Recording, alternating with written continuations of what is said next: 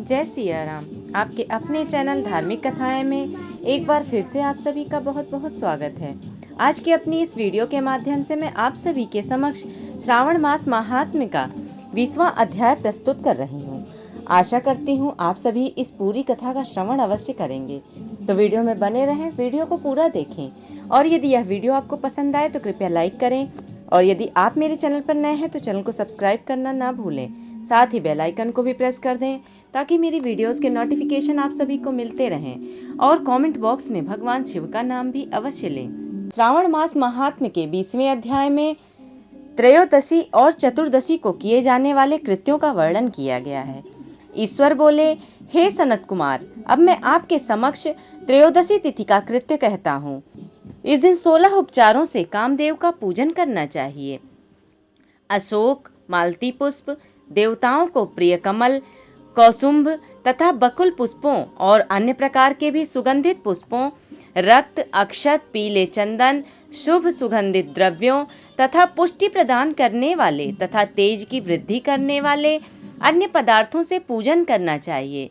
नैवेद्य और मुख के लिए रोचक तांबूल अर्पित करना चाहिए। तांबूल में चिकनी उत्तम सुपारी, खैर, चूना, जावित्री, जायफल, लवंग, इलायची, नारिकेल बीज के छोटे टुकड़े, सोने तथा चांदी के पात्र, कपूर और केसर, इन पदार्थों को मिलाना चाहिए। मगध देश में उत्पन्न होने वाले श्वेत वर्ण, पके हुए, पुराने तथा रसमय तांबूल संबरासुर के शत्रु कामदेव की प्रसन्नता के लिए अर्पित करना चाहिए। उसके बाद मोम से बनाई गई बत्तियों से कामदेव का निराजन करें और पुनः पुष्पांजलि प्रदान करें। इसके बाद उनके नामों से प्रार्थना करें, जो इस प्रकार से हैं। समस्त उपमानों में सुंदर तथा भगवान का पुत्र प्रद्युम्न, मीनकेतन, कंदर्प, अनंग, मन्मथ, मार, कामात्म संभूत, झर्षकेतु और मनोभव, कस्तूरी से सुशोभित, जिनका वक्षस्थल आलिंगन के चिन्हों से अलंकृत है, हे पुष्पधवन, हे शंबरासुर के शत्रु, हे कुसुमेश, हे रतिपति, हे मकर ध्वज, हे पंचेश, हे मदन, हे समर, हे सुंदर, देवताओं की सिद्धि के लिए आप शिव के द्वारा दग्ध हो गए। उसी कार्य से आप परोपकार की मर्यादा कहे जाते हैं। आपके दिग्विजय करने में बसंत की सहायता निमित्त मात्र है। इंद्र दिन रात आपका मनोरंजन करने में लगे रहते हैं, क्योंकि अपने पद से च्युत होने की शंका में वे तपस्वियों से भयभीत रहते हैं। आपके अतिरिक्त हठ मन वाला कौन है जो शिव जी से विरोध कर सकता है? परम ब्रह्मानंद के समान आनंद देने वाला आपके अतिरिक्त दूसरा कौन है? तथा महामोह की सेनाओं में आपके समान तेजस्वी कौन है? अनिरुद्ध के स्वामी और मलयगिरी पर उत्पन्न चंदन तथा अगरु से सुवासित विग्रह वाले जो देवेश कृष्ण पुत्र हैं, वह आप ही हैं।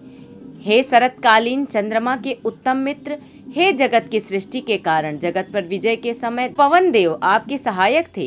हे नाथ, आपका अस्त्र महान निष्फल न होने वाला, अत्यंत दूर तक जाने वाला, मर्म स्थल का छेदन करने वाला, करुणा शून्य तथा प्रतिकार रहित है। सुना गया है कि वह अत्यंत कोमल होते हुए भी महान शोभ करने वाला और अपने तुल्य पदार्थ को भी दर्शन मात्र से ही शोभित करने वाला, जगत पर विजय करने में सहायक होने से प्रवृत्ति ही आपका मुख्य अलंकार है। हे विभो, आपने सभी श्रेष्ठ देवताओं को उपहास के योग्य बना दिया, क्योंकि ब्रह्मा जी अपनी पुत्री में कामासक्त हो गए, विष्णु जी वृंदा में अनुरक्त कहे गए हैं और शंकर जी पर स्त्री के कारण अस्पृश्य हो गए। हे मानद, यह वर्णन मैंने मुख्य रूप से किया है, अधिक कहने से क्या लाभ? इस लोक में अपने वश में रहने वाले ब्राह्मण विरले हैं। अतः हे भगवान, इस प्रकार की गई पूजा से आप प्रसन्न हो। श्रावण मास में शुक्ल पक्ष की त्रयोदशी तिथि के दिन पूजा करके कामदेव प्रवृत्ति मार्ग के विषयासक्त व्यक्ति को अत्यधिक पराक्रम तथा शक्ति करते हैं और निवृत्ति मार्ग में संलग्न व्यक्ति से अपने विकार को हर लेते हैं। श्रावण मास के शुक्ल पक्ष की त्रयोदशी तिथि में अपनी पूजा के द्वारा संतुष्ट होकर हे कामदेव सकाम पुरुष को अनेक प्रकार के अलंकारों से भूषित तथा मनोरम स्त्रियां प्रदान करते हैं और दीर्घजीवी गुणों से संपन्न, सुख देने वाले तथा श्रेष्ठ वंश परंपरा वाले अनेक पुत्र देते हैं। हे मानद, त्रयोदशी तिथि का जो भी शुभ कृत्य है उसे मैंने कह दिया। अब चतुर्दशी तिथि में जो करना चाहिए उसे सुनिए।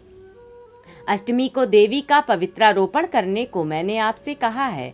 वह यदि उस दिन ना किया गया तो चतुर्दशी के दिन पवित्रक धारण कराएं। चतुर्दशी तिथि को त्रिनेत्र शिव को पवित्रक अर्पण करना चाहिए। इसमें पवित्रक धारण करने की विधि देवी तथा विष्णु जी की पवित्रक विधि के समान ही है। केवल प्रार्थना तथा नाम आदि में अंतर कर लेना चाहिए। शैव, आगम तथा जाबाल आदि ग्रंथों में इसकी जो विधि है उसी को मैंने कहा है। विकल्प से इसमें जो कुछ विशेष है उसे मैं आपको बताता हूँ। 11 अथवा 48 अथवा 50 तारों का समान ग्रंथि तथा समान अंतराल वाला पवित्रक बनाना चाहिए। पवित्रक 12 अंगुल प्रमाण के, 8 अंगुल प्रमाण के, 4 अंगुल प्रमाण के अथवा पूजित शिवलिंग के विस्तार के प्रभाव वाले बनाकर शिव जी की प्रसन्नता के लिए अर्पण कर देने चाहिए। विधि पहले बताई गई है, फल आदि पहले कहे जा चुके हैं। जो इस व्रत को करता है वह कैलाश लोक प्राप्त करता है। हे वत्स, मैंने यह सब आपसे कह दिया, अब आप और क्या सुनना चाहते हैं? इस प्रकार श्री स्कंद पुराण के अंतर्गत ईश्वर सनत कुमार संवाद में श्रावण मास महात्म्य में त्रयोदशी चतुर्दशी कर्तव्य व्रत कथन नामक 20वां अध्याय पूर्ण हुआ।